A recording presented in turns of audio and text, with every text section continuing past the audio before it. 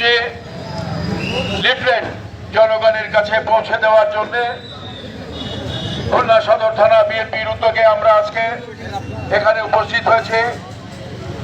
Leaflet বিতরণ পূর্ব সমাবেশের সম্মানিত সভাপতি,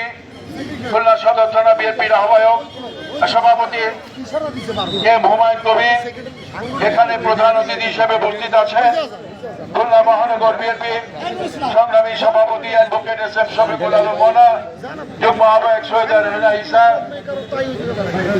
বদরুল আলম খান, মাসুদ পারভেজ বাবু উপস্থিত আছেন।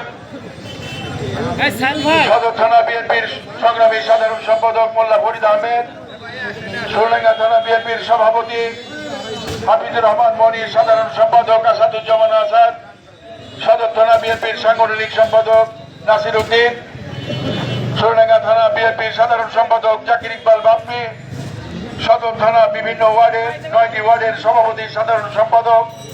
সাংগঠনিক সম্পাদক সহ অন্যান্য নেতৃবৃন্দ, নেতা কর্মী, ভাই ও বোনেরা, দেশ এবং জাতি